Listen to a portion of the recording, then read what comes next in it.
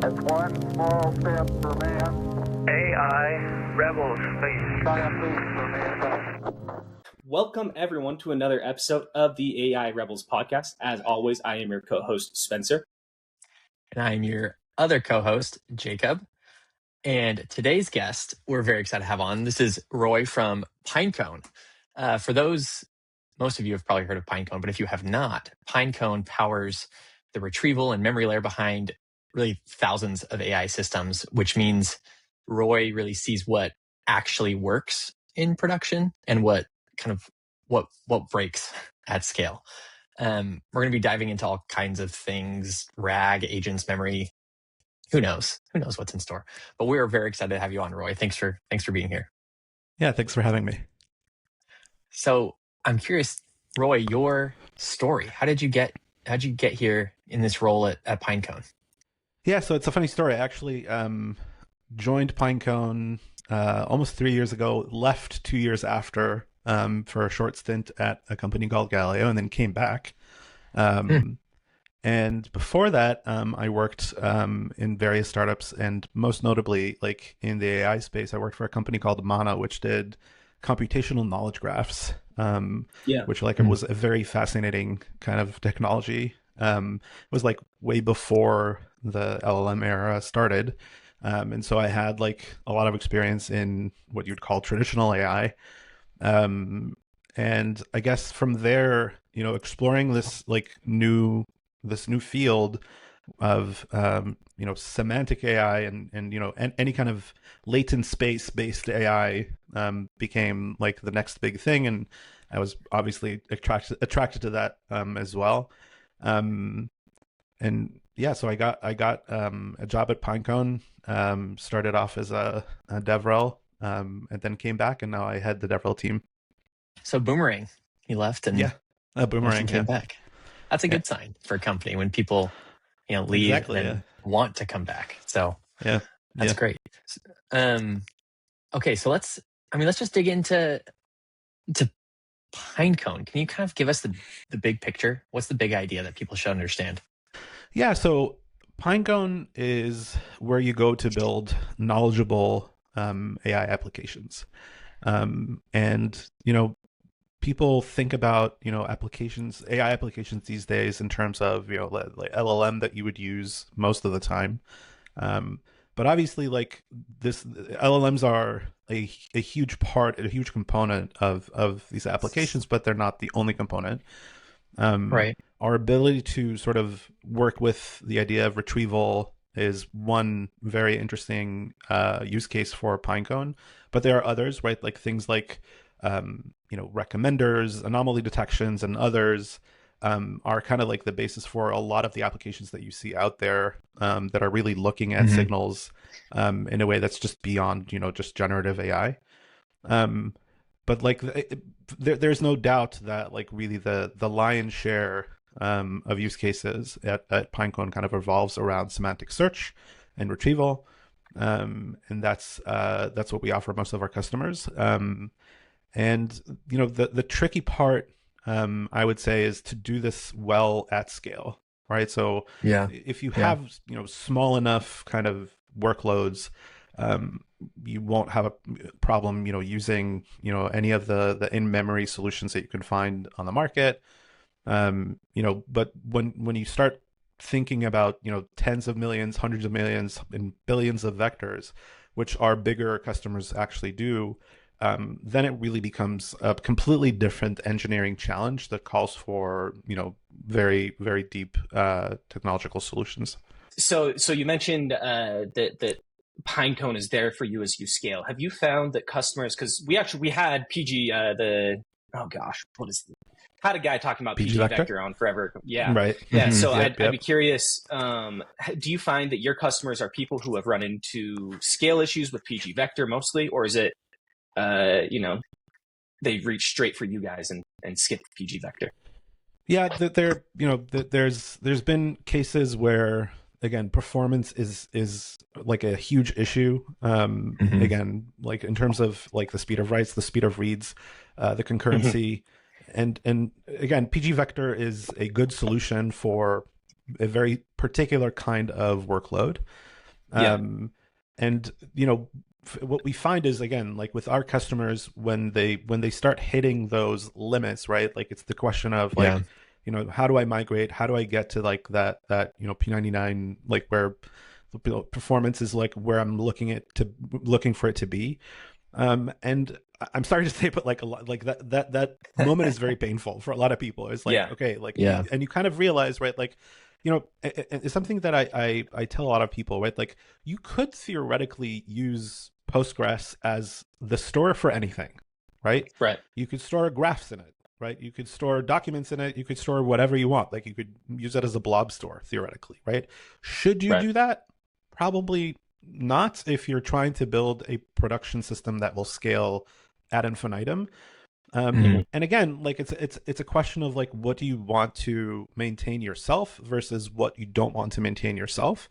And so that's the sweet spot where Pinecone kind of really shines, right? Like it's the point where bigger teams like have like a lot of other concerns that they have to deal with. They don't want to think about how to scale the vector store. They don't want to think about how to maintain peak performance for both the reads and the writes, and to like fine tune exactly how their Kubernetes clusters deployed, and doing all of those like little modifications to get it just right. Famously fun task. And that's right, exactly, and that's the pleasure of using a SaaS vector database, right? That really knows how to scale and is battle tested, right? Like, and that's again like another thing that we pride ourselves in is like we're not just saying that this thing works. Our customers speak for us, right? And like they attest to the durability and the performance of the platform as a whole. And you guys were one of the first people in the space, to my memory. It was you guys, and I think there was one other that I remember from the early days. I'm blanking on their name, but so Pinecone was definitely the first. There were other people came into the space after us. I think that Pinecone was the company that coined the term vector search in the first place. Wild. It is wild, right? Like but again, like the other there's another side to this, and this is kind of like the reality that we're contending with is vector search has become commoditized, right? Like there are 15 different vendors that are kind of working in this space, right? And like the question is like, how do you stay like on top of your game and current, and making sure that you're answering the needs of the community in general and the industry in general? And for us, again, the answer is, first of all, keeping our solutions as scalable as ever. So again, there are more and more companies that are looking for the 100 million and billion scale solutions, which we can again continue supporting. We've just announced DRN, which is our solution for specifically dedicated read nodes, right? So like it's basically the ability to have nodes that are specified for high throughput reads. Interesting. And again, in those situations where it's very hard to fine tune, right? Like your infrastructure such that it knows how to optimize properly for those kind of scenarios. If you don't do that, what you end up with is like instances that are just up and just waiting for you to just read from, right? And that's obviously not cost effective, and that's again like this part of what our bigger customers kind of are expecting to see.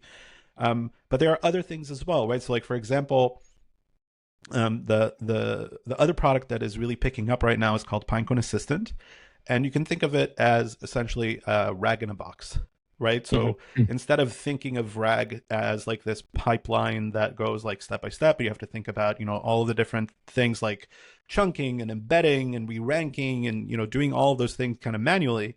It basically gives you like this very, very simple to use interface where you upload files, and on the other side, you can get an API that will give you those context snippets that you then inject into your LLM of choice, or you could actually use a chat endpoint that we can provide you as well with whatever model you want. And really, it kind of like takes away all that complexity from the RAG process. And that kind of like opens up a new way for people to think about, you know, RAG in general. Instead, again, Yeah. of thinking about it as a pipeline, you can now think about it as essentially a building block, right? Yeah. And now that kind of opens up the conversation to thinking about, you know, knowledge in a completely different way. Yeah. Yeah.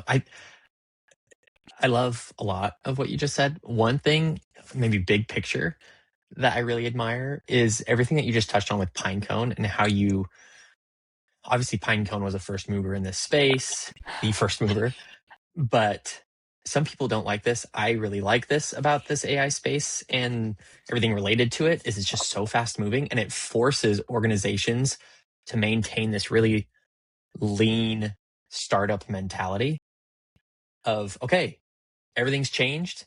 We have to iterate. How do we stay relevant? How do we stay valuable?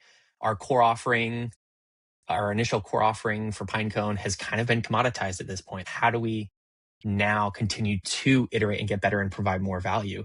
It forces everybody up, which is stressful I for a actually lot have of people, a but I love follow-on. that. Yeah.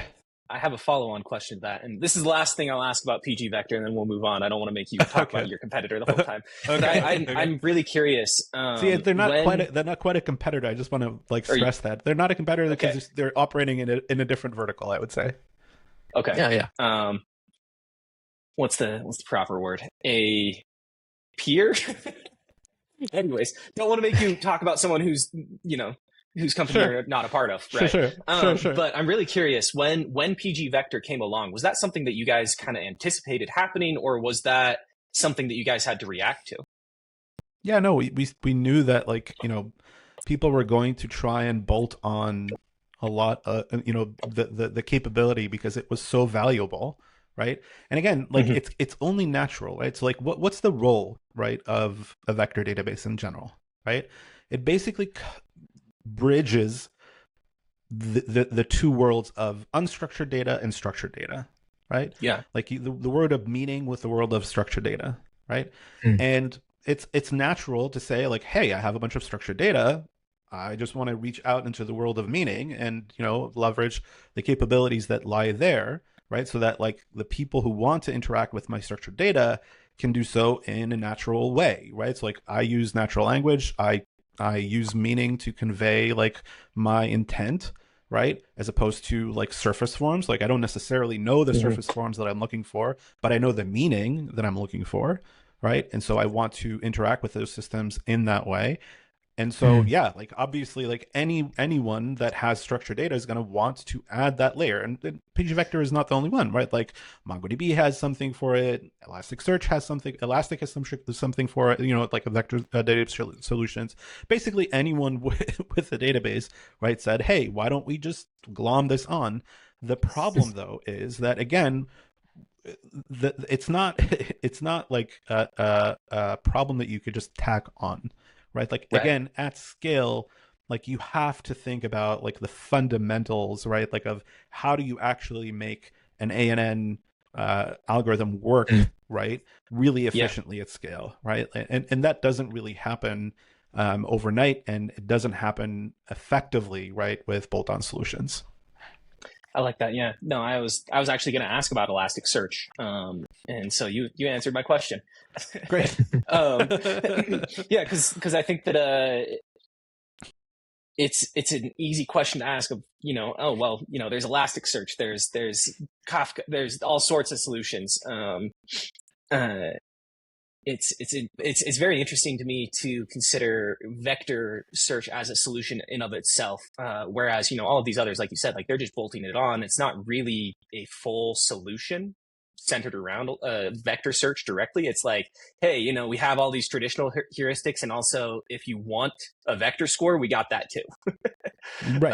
And this is, again, I just don't want to disparage anyone. Like, it's not to say that like these things won't work, right? Like they work for Different very uses. particular use cases and different scales, right? And like we basically our pitch to developers is like start building, again, like you can choose to start building, you know, your vector database in memory, right? You could use a Right. file for that. There's no problem. Hmm. You can do that, right? Do you want to then refactor your application, right? To then work with a scalable database? That's a choice that you just basically have to make, right?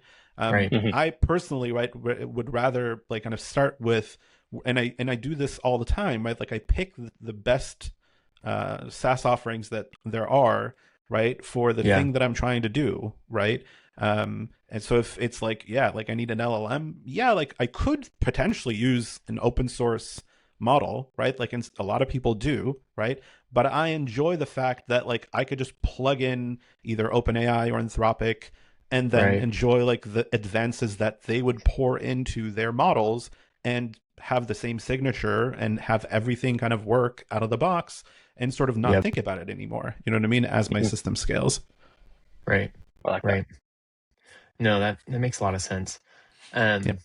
I'm curious where you see, obviously you've seen probably lots of successful and failed implementations of Pinecone.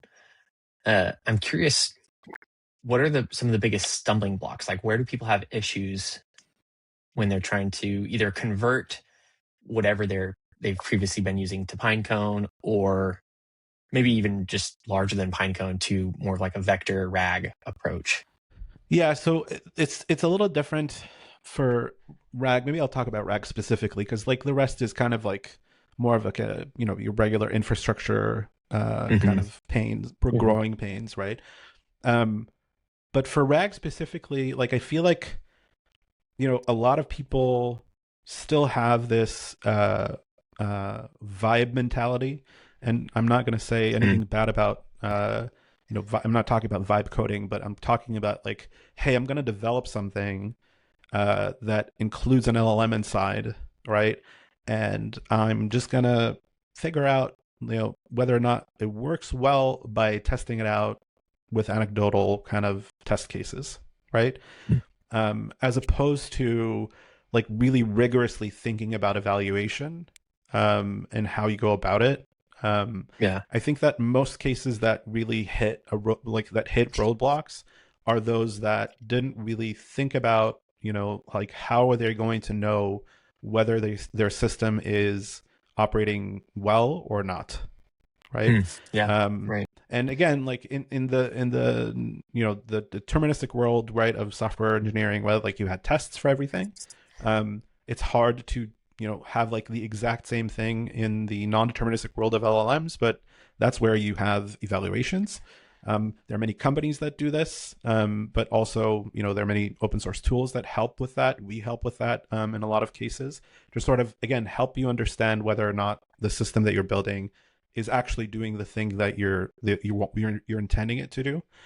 Um, and I think that like that is like the core issue that then leads to a lot of different symptoms, right? So like people will come to us and say, hey, I don't really know how to do chunking, or I don't really know how to do like I don't know if I'm using the correct embedding for this particular content that I'm trying to work with, right? Or I don't know if my rebanker is working properly, etc.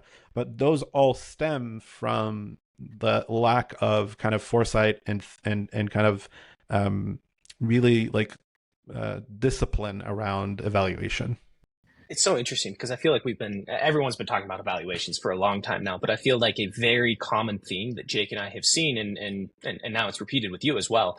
I think that everyone is starting to think harder and harder about how do we actually measure, success and failure. Yeah.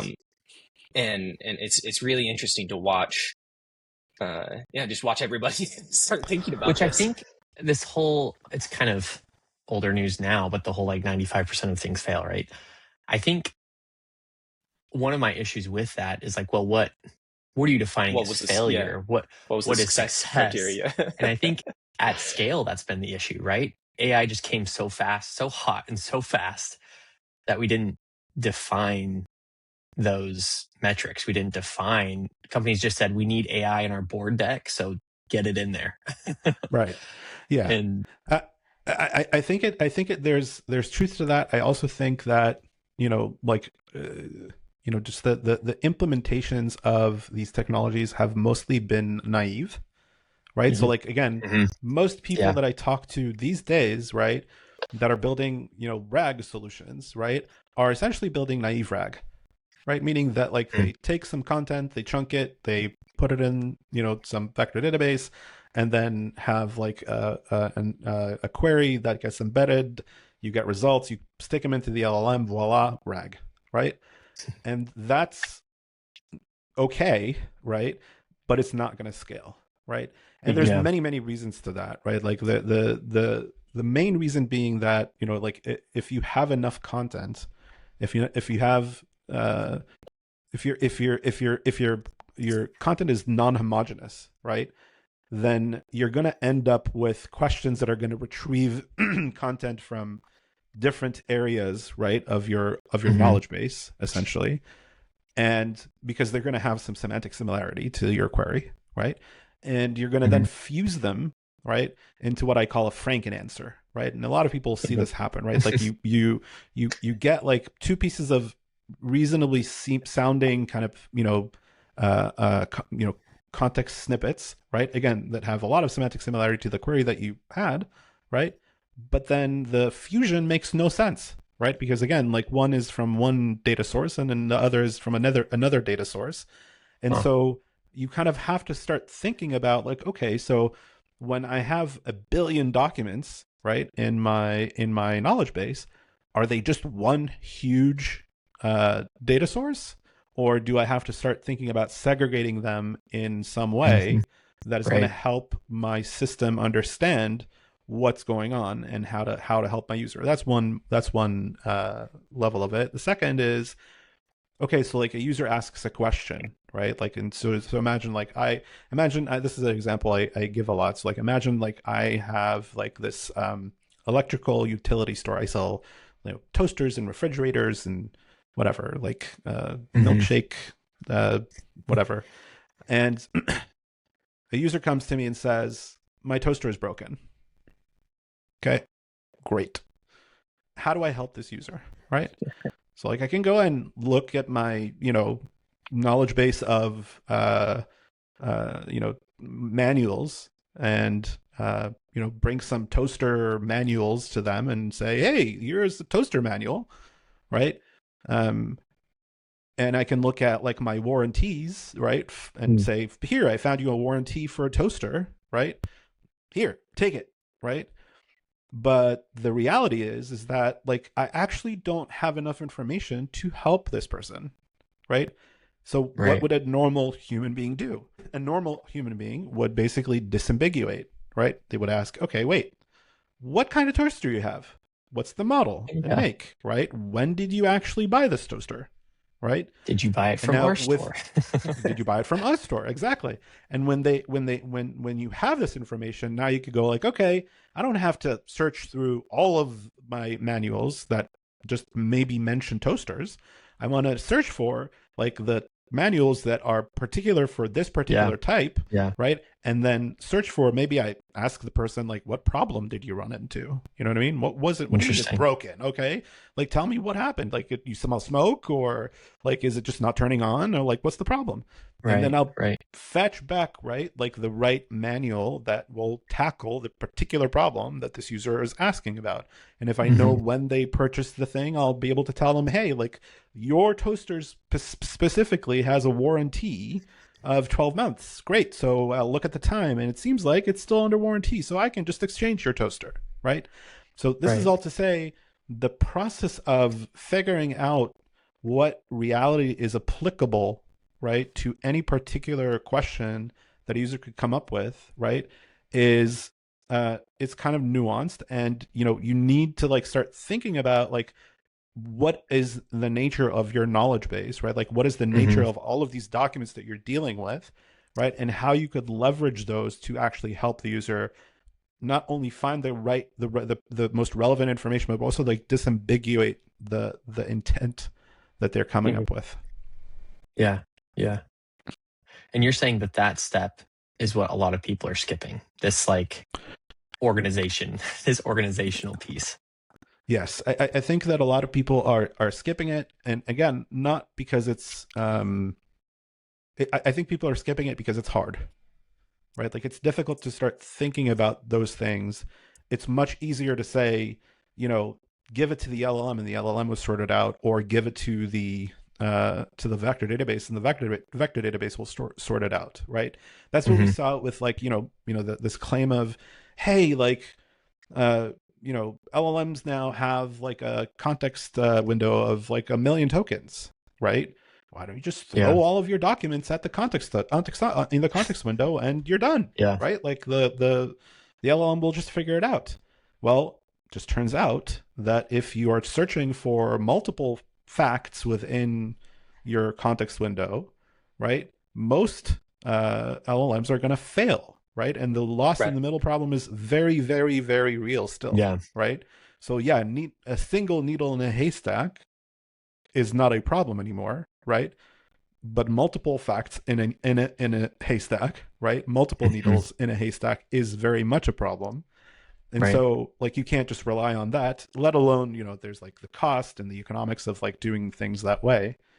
But the same applies to vector databases, right? Like you can't just like throw everything onto the vector database, right, without thinking about essentially the meta layer, right? Like meta knowledge that exists on top of the vector database and kind of helps your agents or your systems sort of navigate what's in it. Yeah. So we've been like hinting at it, but I just want to get your explicit, I guess, response. Like, what is the bridge? Why is it so significant? What's the bridge between AI agents and a vector database and RAG? Like, why has this become such a big deal, vector and RAG in relation to AI agents, LLMs? So I think again conceptually, right, like the bridges that like you just have to decide where authority lies, right? Like what do you That's trust? a good way to say it. Right?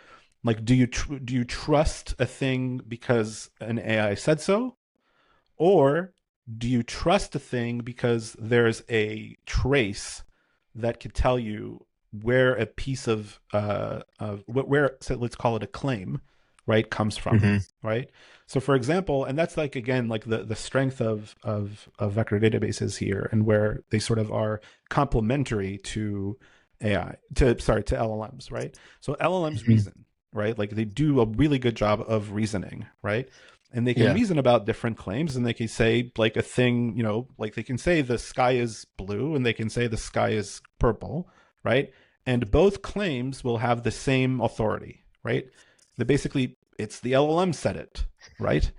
Of course, you can go into the probabilistic distribution, and like the quote unquote confidence of each of these claims, right? But like in terms of like what a consumer kind of experiences, both of these claims are essentially the same.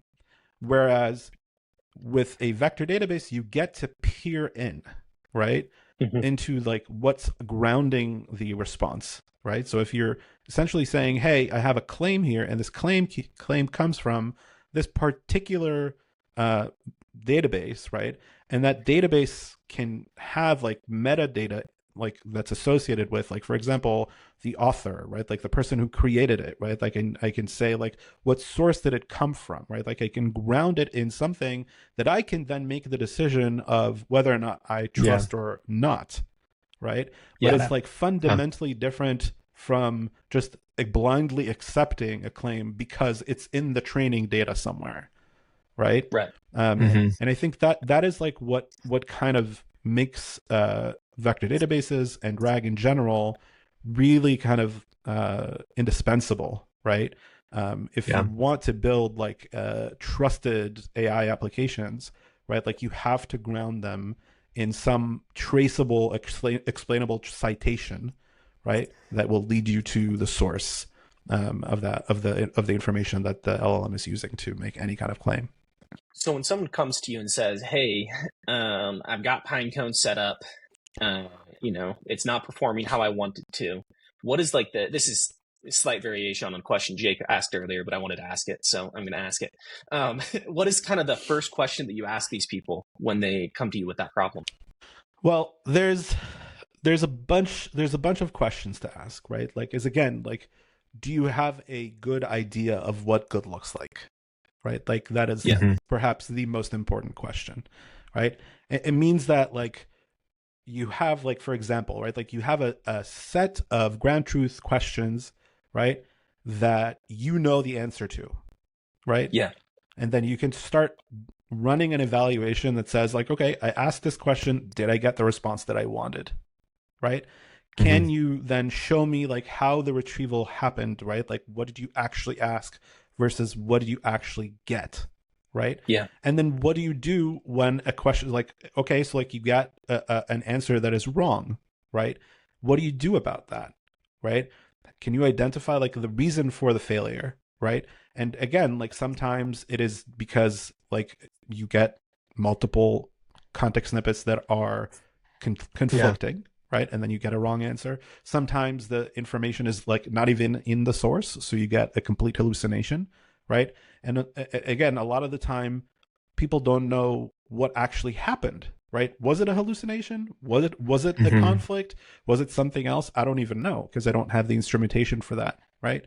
So those are the like the main things, right? Like but like I said again, like you must have, like, the very basic notion of ground truth, like, what actually am I expecting to see, right? And then you have to have, like, enough instrumentation in place to know what could go wrong, and for every one, what did go wrong. Yeah, I like that.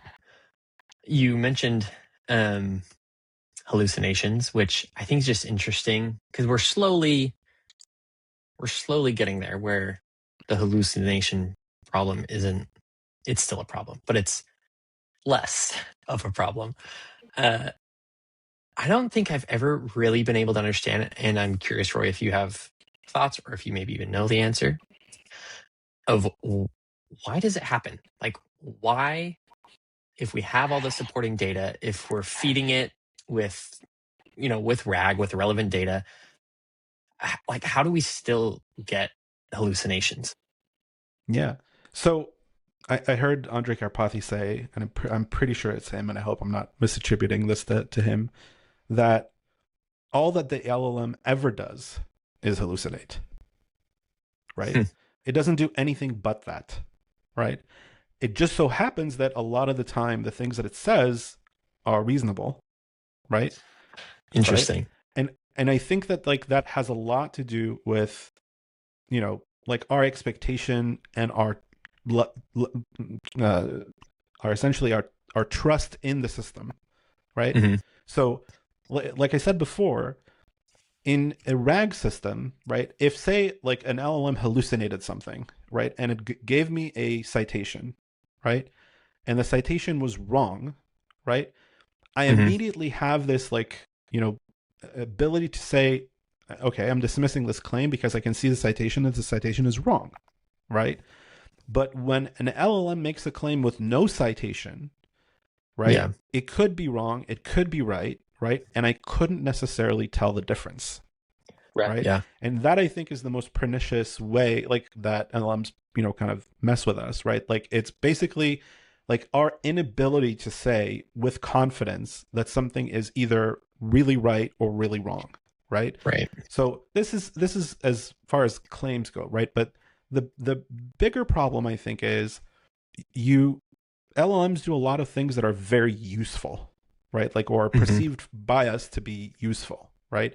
And they can, like the question of wrong or right kind of doesn't come into bear so much, right? Because it wrote me a blog post, and the blog post reads really nicely and it's really cool, you know what I mean? And I'm kind of, like, with blinders on, right? Yeah. And I trust it because it's useful, right? Right. And so, like, again, like, we are kind of, like, leaving our critical brains behind, right? Because these tools are so incredibly useful to us, right? Now, that's part of, like, what Pinecone is trying to do, and again, by introducing knowledge into the equation, right, is again saying there are two pieces, right, in any kind of intelligence work that we need to do, right? One is reasoning, right? And one is knowledge, right? The knowledge is the thing that needs to be traceable, explainable, right? Trustworthy, authoritative, right? And that means that I could basically trace like any particular claim up a stack and say, okay, like this person said this and that person said it because that other person said it. And I trust, all the way up to the chain, right? Like when I go to like, okay, there's like this scientific publication that is trustworthy because it can predict a lot of things correctly and is following the scientific method. And that is kind of the root of all the things that I trust, right? And that is my knowledge, right? That is the things that ground me, right, to reality. And then the LLM should reason on over, right, those things. Yeah. Right. It should be able to take those things and say, and LLMs do this very well, right? Where they take those things and kind of like, put them together and fuse them, etc. With that said, again, like what I talked about before, there's still a lot of responsibility on us to know what we're feeding the LLM, right? Because the LLM is going to try and do the best that it can, right? To fuse claims together, right? Like if you give them, again, conflicting claims or worse, right? Slightly conflicting claims, right? It's going to just try and make like this mishmash thing, right? And try and produce the result, right? So, and I know that there's like a lot of work around explainability, et cetera, to like kind of understand how the LLM gets to the things that it gets to. But it's also like how we direct it to do that work, right? Like what do we expect, right? These systems to do for us, right? Like, and what are we comfortable accepting with no explanation? And where are we going to sort of demand, right, that there's going to be a lot more grounding and traceability? Yeah, it's less necessary to understand like, the inner thoughts of the model's mind when you have a graph of the knowledge that it accessed in the order that it accessed it. Right. Yeah, totally exactly. agree. I love when you ask a question. Now I just habitually ask it for the sources that it pulled from. Right. But I love when it just says it didn't have a source for this claim. And I'm like, well, I just made it up. Then please get it. Do not want that. No, yeah, I think I really like what you said, that I don't think I've ever heard anyone say it that way, that we trust it because it's useful, which I think is exciting but terrifying. Like I think a lot of it's terrifying. Is like that sums up a lot of the problem, is that people trust it because you feel like you can do this magic trick and you want to show it off. You're like, I trust, like this is so cool. I trust it. This must be good.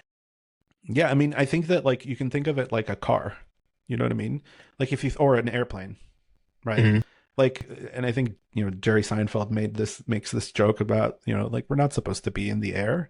It's kind of like the same way that fish aren't supposed to drive. They just don't belong, right? But like you trust this crazy idea that like aerodynamics is going to take like this flying metal tube and fling you up in the sky. You know what I mean? Like, and nothing is going to go wrong. And there are like tens of thousands of parts that could go, that could explode at any moment. You know what I mean? Yeah. But you trust it. Why? Because it's useful. Because it's proven to be a thing that moves you from point A to point B without fail, right? And again, as long as you can make forward progress with the thing, with the tool, right, you're going to trust it more and more and more, right? Even though it could fail in very, very catastrophic ways, the risk is worth it, right? Yep. Yeah, I like that. So I guess maybe the takeaway there is stop trusting it because it's useful. Trust it when you know the source. Trust it when you know what it's pulling from. I mean, I think that like that tension already exists. So for example, for financial institutions, for legal institutions, etc., right? They are slower to adopt LLMs everywhere, right? And preparing, for preparing briefs, for writing financial reports, you know what I mean? Why? Because the risk is much bigger, right? Like where do you see like the most LLM or Gen AI penetration, right? It's in all of those kind of like lower risk areas, right? Like people are building support bots, and people Softer. are building, Yeah. softer things that like, okay, if it fails, it's not a big deal, right? And that is part of why, like like the statistic that you mentioned before, where like 90% of all AI startups or pilots or whatever fail. That's kind of because of that, right? Because you can't yet give it the responsibility to do mission critical things. Why can't you do that? It's because people don't trust it. Why don't people trust it? Well, because it's not trustworthy. It doesn't do enough, right, to garner trust, right? And that's like really the biggest problem that we're seeing right now and we're trying to solve. Yeah. So one thing with this is slightly tangential. One thing with the rise of agents is that accessing and writing databases is going to be happening at much higher, faster rates than before, right? Just because like an agent can click through things much quicker than any of us can. Have you had to account for that at all in designing Pinecone, or is that something that has not entered your concerns just yet? Oh, for sure. I mean, I think that like it's the probably part of the impetus behind dedicated read nodes, right? There's like that idea that like there's going to be a lot more reads than writes. That is for sure. Right? You're going to have like a lot more cases where like these agents are going to try and tap into that information, right? Like that's stored in the vector database, right? In one way, shape, or form. Like maybe they're making a natural language query or whatever. Like we're trying to do a recommender kind of run, right? Like those activities are going to happen a lot more, and that is like one of the scenarios that kind of gave us motivation to push for that feature. I really like to hear that because that was my first question actually when you mentioned the dedicated read nodes, because I am in the process of spinning up an architecture and authorization architecture for organization agents for my startup, and immediately, like even before I have any of these in production, I'm like, ooh boy, I'm gonna have to have like a dedicated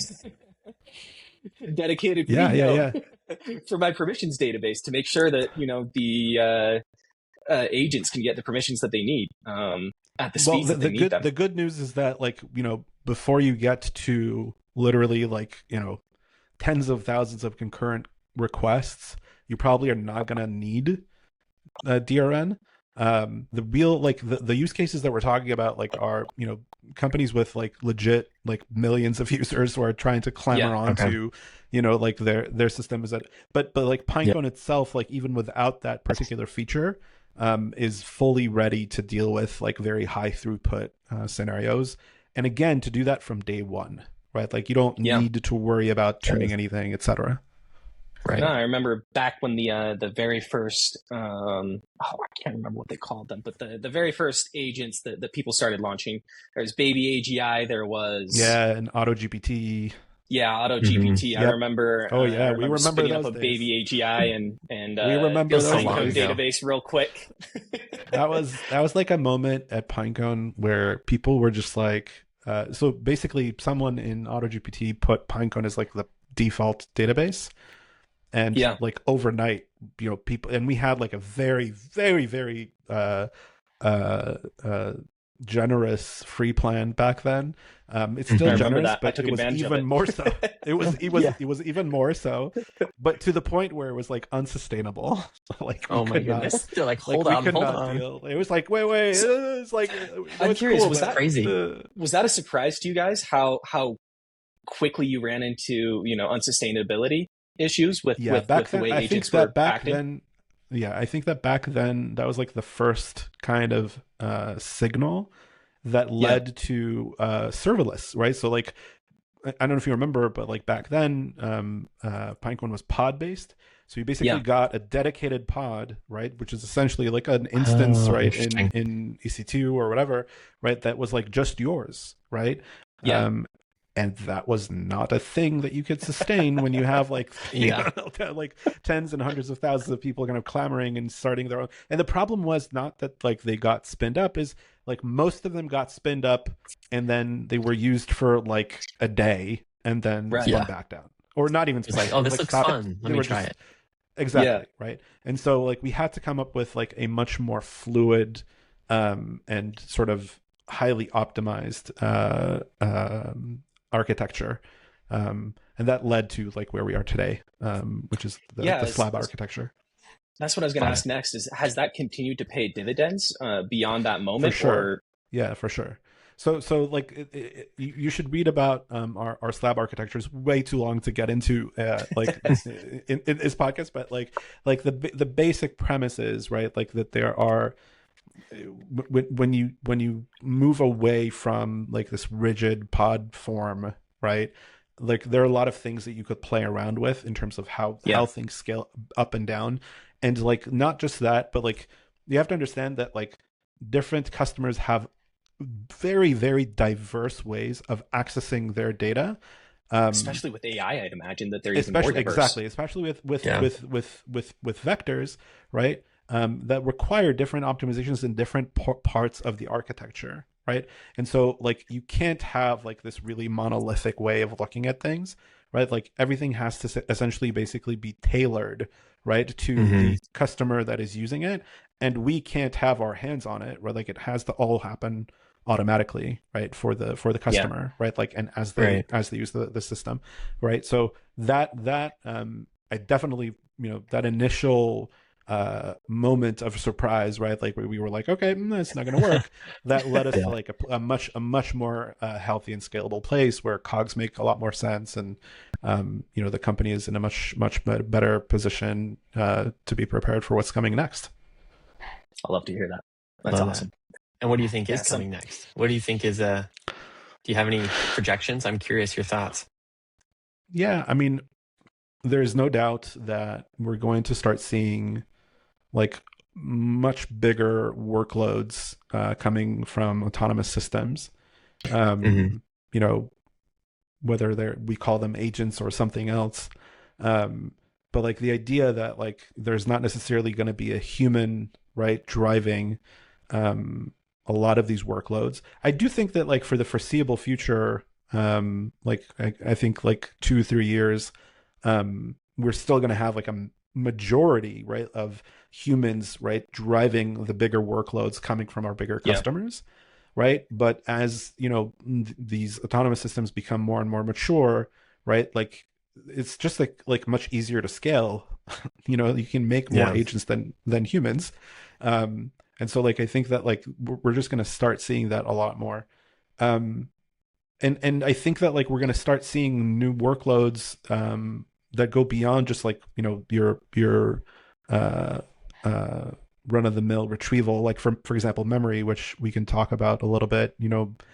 That's a completely different beast, right, than anything we've talked about so far, right? Because then it's like a matter of like, again, like you could store so many things, right? Like, and when you get like new modalities coming in, right? So like again, like I'm thinking more in terms of like, okay, what happens when you get robots and AR glasses that are just continuously streaming in like massive amounts of information, and we start thinking about and reasoning about them with world models, not just semantic models. What happens then, right? And that is like I think the next big workload type that we're going to see. From your perspective, and there may not be an answer here yet, but from your perspective, I'm curious, what would be the difference between like, agent memory versus agent database, whether it's vector or, Postgres? Yeah, I mean, I think that there's a lot of correlation in the sense that, at the end of the day, it's going to be, some sort of mix of systems, but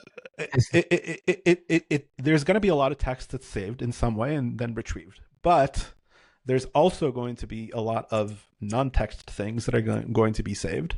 I'm not sure exactly what they're going to be. I mean, they're not necessarily just image embeddings, but they're also like embeddings of some internal representation of like a world model that a robot has, right? For example, right? Like as they they're navigating a space, right? Like, and they're trying to figure out like what did they just see, etc. Right? And then there's like the matter of like the access patterns, right? Which are again like going to be vastly different, right? Like for every type of memory, right? Like we can talk about like the different types of memory, like everybody knows, right? There's like episodic, there's long term, blah blah blah. Like each one of them, right, is going to have different access patterns. You're going to have like behaviors that are completely, they would seem counterintuitive to any database where you like need to forget things because it's kind of part of building memory. But there's also like other processes that have to come into effect here, which are auxiliary to memory, which to me are what you would call learning, right? So like memory is there to support, right, learning, right? And that process like is kind of like the orchestrator of like what gets written where, what gets forgotten where. Like all these pieces sort of are substantially different from like your run-of-the-mill kind of retrieval stuff that we're doing now. Thankfully, these are all really easy problems to solve, and they have ready-made solutions out there. Honestly, I don't know what the big deal is. We're pretty much there. My dad, he started a enterprise document retrieval and tracking company years ago, back in very late 90s. And up until recently, that's pretty much all he's been working on. And it's always so fascinating to me how deep this problem goes. Like it's really easy to, in our mind, underestimate how deep it goes. But we're 40 years into, internet computing, and fundamentally the question is still the same. Like, how do we organize this information? How do we access it? It's wild. It is. Which is so, I don't think it can be stressed how important it is. Like, this is the brain that fuels everything. This is the memory. This is the reality that it's very exciting and terrifying. I feel like I use those words a lot with AI. Exciting, terrifying. When we get to like, we recently had on someone who's based in Poland. His name's Gregory, and they're working on building humanoid robotics, and they're trying to build open source models to help these robots interact with the real world. And when you think of we discussed with him how this hallucination problem we discussed earlier, and we were like, we better get that figured out before we unleash humanoid robots. Absolutely. And I think you're, and that's where this comes in. Yeah, I think you're 100% right. Like, I think that I think that AI has to solve its trust problem. You know what I mean? And it goes beyond hallucination, right? Like it's hallucination is one aspect of it, right? But it's like, it's really more about the relationship that we have with any autonomous system, right? And I honestly think that so I heard Judea Pearl say once, I think he was speaking to Sam Harris, and they were talking about, like the Turing test or whatever. And I'm paraphrasing the conversation here like a lot, but basically it was something along the lines of, what does it matter, right? Like if something isn't actually conscious, if it's pretending to be conscious well enough for you to believe it, right? And I'm of that, I think that it doesn't really matter, right? Like whether these systems are actually conscious or just pretending to be conscious, right? Like if there's a walking, talking humanoid robot that sort of can sound real and act real enough, you know what I mean? It's gonna feel right and and morally be something that I want to interact with in the same way that I interact with other human beings. And if we can't figure out, right, the trust mechanism between us and these machines, that's where the apocalyptic images of the Matrix come in, right? Where this it's this opaque thing, right? And this us and the machine, and we don't know what they think, we don't know what they want, right? We have to have this common ground, right? Of how do we agree on what reality is and how we point to it, right? And we make claims about it, and we can either falsify or verify those claims. Yeah, this all brings me back to my long held belief that I agree with Jan LeCun when he talks about how AI will not really become truly I'm splitting hairs here, but he talks about how AI won't become truly intelligent unless it has inherent grounding. And I as much as I love LLMs and as much as I want to convince myself that we don't need that grounding, I think that it's absolutely necessary either for the AI or for us to trust the AI. Either way, like we don't get to the next kind of level without that trust mechanism that you're talking about. Yeah. Without disparaging Jan LeCun, because who am I to even talk about him? You know what I mean? At all. I just think that like his view is very like human/animal centric, right? Like I would agree with that. Yeah. There is a world where we create a completely foreign type of intelligence, and I think we have to some extent, right? That doesn't look or behave like anything that we know. And it doesn't stop it from being intelligent. It's just not intelligent that like we are, or like life forms that we know are. But if I were to imagine like, aliens coming from wherever, right? They could be intelligent in completely different ways, right? Yeah. And it doesn't make them any less intelligent, or like that we have any less of a moral obligation towards them or with them, etc. Right? So totally. Similarly, I think that I got in this debate on Twitter the other day. I think that people over-focus on a metaphysical view of thought and don't focus enough on, okay, what are the mechanical, tangible, material aspects of thought that can be measured. Yes, sure, maybe LLMs don't quote unquote think, but it's like they get close enough that I'm, what's the difference? What's the exactly. difference? It's like if it's doing all the things that are functionally equivalent to thinking, right? And I would go even a step further, right? Like if you take specifically LLMs that build code, right? Code is just like a way. It's like if you think about type systems, right? Like as a way to describe the world, essentially, right? Yeah. And functions as way to basically describe solutions to problems. Basically, if you have like some input, how do you produce an output, right? Then to some degree, right? And I'm not saying like this is like fully AGI or anything, but to some degree, we have an intelligence that can generalize over coding problems, meaning it could theoretically generalize over anything that could be formalized into a type system, right? Which is mind-boggling, right? Yeah. And we're like, oh yeah, like this is just on my computer now. You know what I mean? And we're kind of like, it's no big, It's kind of like it's the same level of insanity of us flying in the air in a metallic cylinder, and being like, yeah, this is totally normal. You know what I mean? It's really not normal. And I think that like we are only now, right? Like 6 months after, a year after like it started being a thing, only now people like quote unquote normies are seeing like, oh shoot, like this is actually really interesting and has insane implications on society, et cetera, et cetera, et cetera. And I don't know, at some level, we're kind of afraid to call this general intelligence, but that to me is the closest thing to it. You know what I mean? The only thing that is lacking, right? And I think that like that is not a hard thing, not a terribly hard thing to simulate at the very least, is willpower. Yeah. You know what I mean? Like the fact that right now AIs don't want anything, quote unquote, is kind of whatever. Like how hard would it be to, again, I'm not saying like create like an actual thing that wants things, but actually just simulate it, right? Yeah. Just like imagine a thing that like pretends as if, right, it wants things. Totally. And then I would ask like, what's the difference if you can't see, again, Turing test it, right? Like if you can't see the person operating, right, and what's the actual underlying mechanism behind it wanting things, then what's the difference? Yep. I saw this article kind of related to this where they were talking about this crazy phenomenon of artificial relationships, right? Girlfriends, boyfriends online.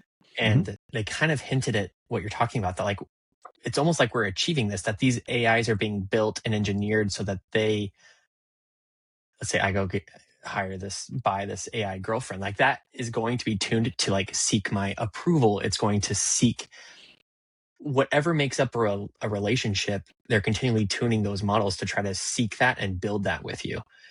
And so it's like we're already there. We just haven't done it generally. Yeah. I mean, this throws me back to like, I'm a huge Star Trek fan, but like, and I love like I mean, one of the most famous TNG episodes, The Measure of a Man. Like, we're at that moment when we're asking ourselves, like, we're looking at this machine, which we all know is a machine, right? But it's doing all the things that people do, right? To a certain extent, and I acknowledge, right, like there's still gaps, right? But like I think those gaps are not conceptually hard to bridge, right? And then really like the last remaining gap is going to be a leap of faith. And there are some people who are willing to take that leap of faith, right, and say, yep, this is like a person I want to be involved with, right? I'm not there. I'm not interested in that. I have my reservations on that. But like whoever doesn't, I can't really like judge them, because like they're just taking a leap of faith that I'm not ready to, but I'm taking other leaps of faith, right? When I let my chat GPT like write a blog post for me, or when I talk to it about, I don't know, my bank account, or my or people that I know use it as a therapist, or things like that. Right. Yes, we all know it's not a thing, but we pretend as if it is. And by the way, like, it's funny because like we do this thing with all sorts of other things in our lives, like money. You know what I mean? We all know that money is not a real thing, but it's fake. rather it's like a societal convention that keeps society alive. You know what I mean? Yep. And that's okay, right? Because it's a useful hallucination that is, and it makes it real. It makes money have value. Yeah. And this is true for other, and this is true for like, if you read Yuval Noah Harari, like he will tell you, right? Like a lot of like, human history is filled with all sorts of very useful narratives that have cohered in order to facilitate some societal advancement. You know what I mean? And I don't think this is a lot different from that. Totally. I would agree with that. Sillier example, like I used to play the game Destiny 2 a lot. Have not played it in a number of years. I'd still feel devastated if I found out tomorrow that my main character was deleted, right? Like, yeah. And that's just a silly video game avatar that I haven't touched in years. Totally. We inject ourselves into technology and blind ourselves to it. Yeah, for sure. Yeah. Well, Roy, this has been so fun. And same. I'm excited to see what's next for you in Pinecone. Things are moving fast. Who knows where you'll be in 6 months or a year. Might have to have you back on. Yeah. I'd love to come back. If people want to follow you, want to follow Pinecone, what's the best way for them to do that? I think the best way is to find me on LinkedIn these days. And Pinecone, just go to our website, pinecone.io. We have a bunch of very interesting material in our Learn section. We have an awesome blog. But really, most of all, like, just try the product and tell us what you think. We have a Discord channel that you can join. Our team is there, happy to help with anything that you get stuck with. That's it. We'll drop links to everything. Thank you so much for joining us. Perfect. Awesome. Thanks for having me. Thanks, Roy. We'll stay in contact. All right. See you.